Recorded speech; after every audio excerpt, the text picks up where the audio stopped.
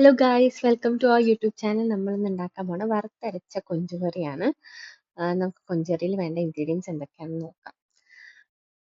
ആദ്യമായിട്ട് തന്നെ വൃത്തിയാക്കി വെച്ചിരിക്കുന്ന കൊഞ്ച്, അതേപോലെ തന്നെ വറുത്ത് വെച്ചിരിക്കുന്ന തേങ്ങയിൽ കുറച്ച് വറുക്കുമ്പോൾ തന്നെ നമ്മൾ മുളക് പൊടിയൊക്കെ ചേർക്കണം, അത് ഞാൻ പറഞ്ഞുതരാം. പിന്നെ കുറച്ച് വെളുത്തുള്ളി, ഒരു ചെറിയ കഷ്ണം ഇഞ്ചി നമ്മൾ അരിഞ്ഞ് വേണം ഇതിൽ ചേർക്കാൻ വേണ്ടിയിട്ട്. പിന്നെ കൊച്ചുള്ളി പൊളിച്ച് വെച്ചിട്ടുണ്ട്. അത് വലിയ ഉള്ളിയൊക്കെ കുറച്ച് രണ്ടായിട്ടൊക്കെ കീറി ഇടുവാണെങ്കിൽ കുറച്ച് നന്നായിട്ട് പെട്ടെന്ന് വെന്ത് കിട്ടും. പിന്നെ കുറച്ച് കറിവേപ്പില, പിന്നെ ഒരു ചെറിയ കഷ്ണം പുളി നമ്മൾ വെള്ളത്തിലിട്ട് വെക്കുന്നുണ്ട്.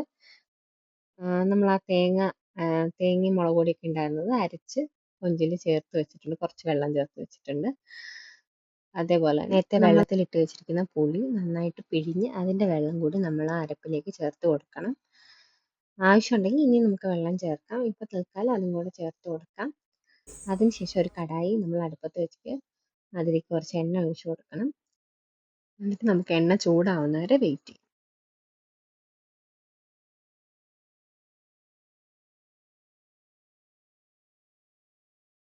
എണ്ണ ചൂടായിട്ടുണ്ട്.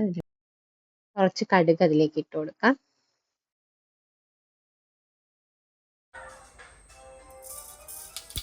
നമ്മൾ നേരത്തെ എടുത്ത് വെച്ചിരുന്ന വറുത്ത് വെച്ചിരുന്ന തേങ്ങയിൽ വറുക്കുന്ന ടൈമിൽ തന്നെ നന്നായിട്ടൊന്ന് വറന്ന് വരുമ്പോഴത്തേക്കും നമ്മൾ അതിനകത്തോട്ട് ഒരു സ്പൂൺ മുളക് പൊടി, ഒരു അര സ്പൂൺ മല്ലിപ്പൊടി, പിന്നെ ഒരു 1/4 സ്പൂൺ ഉലുവ, ഒരു 1/4 സ്പൂൺ കുരുമുളക് പൊടി, ഇത്രയും പിന്നെ കുറച്ച് കറിവേപ്പിലയും കൂടി ഇട്ടിട്ടാണ് നമ്മൾ ഓൾറെഡി വറുത്ത് വെച്ചിട്ടുള്ളത്.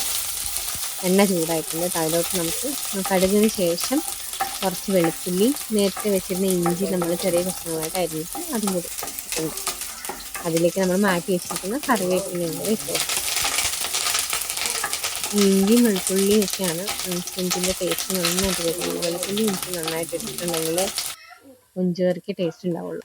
ഇതിലേക്ക് ഒരു 2 വറ്റൽമുളകും കൂടി നടുകെ മുറിച്ചിട്ട് കൊടുക്കും. നമ്മൾ പൊളിച്ച് വെച്ചിരിക്കുന്ന കൊച്ചുള്ളി ഇതിലേക്ക് ചേർത്ത് കൊടുക്കണം. ഉള്ളി ആ കറിയിൽ കുറിച്ച് കഴിക്കാൻ നല്ല ടേസ്റ്റാണ് കേട്ടോ. കൊച്ചുള്ളി തന്നെ മാക്സിമം ഇടാൻ ശ്രമിക്കണം കേട്ടോ. സവോള ഇടുന്നേക്കാളും ടേസ്റ്റ് ഇതാണ്. സവോള നമുക്ക് ശരിക്കും ഇതിന് ആവശ്യമില്ല. ഇത് ചെറുതായിട്ടൊന്ന് വഴന്ന് വന്നാൽ മതി. അതിലോട്ട് നമുക്ക് കറി ഒഴിച്ചു കൊടുക്കാം. കളറൊന്നും മാറേണ്ട ഉള്ളിയുടെ, ജസ്റ്റ് ഒന്ന് ഇളക്കി കൊടുത്താൽ മതി. അത് ആവശ്യത്തിന് വെള്ളം ഉണ്ടെന്ന് നോക്കുക. വെള്ളത്തിൻ്റെ അളവ് ഞാൻ പറയുന്നില്ല, കാരണം ജസ്റ്റ് നിങ്ങൾക്ക് കാണാമല്ലോ, ഒന്ന് മുങ്ങിക്കിടക്കാനും മാത്രം വെള്ളം. ഇനി ആവശ്യത്തിന് ഉപ്പ് ചേർത്ത് കൊടുക്കും. ഞാൻ ഉപ്പ് കലക്കി വെച്ചിട്ട് അതാണ് ഉപയോഗിക്കുന്നത്. അത് വീട്ടിൽ പണ്ട് തൊട്ടുള്ള ശീലമാണ്. അങ്ങനെ ഉപ്പ് വെള്ളത്തിൽ കലക്കി വെച്ചിട്ടാണ് യൂസ് ചെയ്യാറ്.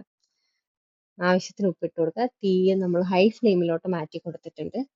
കറി നന്നായിട്ട് തിളയ്ക്കാൻ വേണ്ടിയിട്ട് ആക്കി വെച്ചിട്ടുണ്ട്. ആവശ്യമെങ്കിൽ കുറച്ചുകൂടെ വെള്ളം ചേർത്ത് കൊടുക്കാം. എനിക്കിപ്പോൾ കുറച്ചുകൂടെ വെള്ളത്തിൻ്റെ ആവശ്യം ഉണ്ടായിരുന്നു. ഇപ്പം കണ്ടില്ലേ, ഇത് തിളച്ച് വരുമ്പോഴത്തേക്കും കറക്റ്റ് കൺസിസ്റ്റൻസി ആയിക്കോളും. കറി നന്നായിട്ട് തിളയ്ക്കുന്നുണ്ട്. ഇനി തീ ഒന്ന് മീഡിയം ഫ്ലെയിമിലേക്ക് ആക്കി വെച്ച് കൊടുക്കുക. എന്നിട്ട് വീണ്ടും അടച്ചു വെച്ച് കുറച്ച് നേരം കൂടി വേവിക്കാം.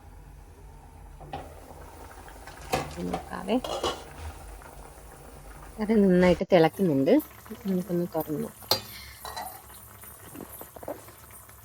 ഇപ്പം അത്യാവശ്യം നല്ല എണ്ണയൊക്കെ തെളിഞ്ഞ് വന്നിട്ടുണ്ട്. കറി ശരിക്കും നന്നായിട്ട് വെന്തിട്ടുണ്ട്. കറിയുടെ ഗ്രേവി നിങ്ങൾക്ക് ഇത്രയും മതി. ഉപ്പൊക്കെ കറക്റ്റ് ആണെന്നുണ്ടെങ്കിൽ വേണമെങ്കിൽ നിങ്ങൾക്ക് ഇവിടെ വെച്ച് തന്നെ നിർത്താം. ഇത്രയും ഗ്രേവി യൂസ് ചെയ്യും. എനിക്ക് കുറച്ചുകൂടെ ഒന്ന് ഗ്രേവി തിക്ക് ആവണമെന്നുണ്ടായിരുന്നു. ഞാൻ കുറച്ചുകൂടി നേരം വേവിച്ചിട്ടുണ്ട്, ഒരു 3 മിനിറ്റ് കൂടി. ഈ കറി നല്ലതായിട്ട് വന്നിട്ടുണ്ട്. നമുക്ക് സ്റ്റവ് ഓഫ് ചെയ്യാം.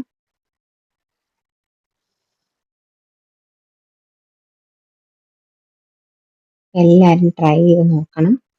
ഒരു അടിപൊളി കൊഞ്ചുകറിയാണിത്.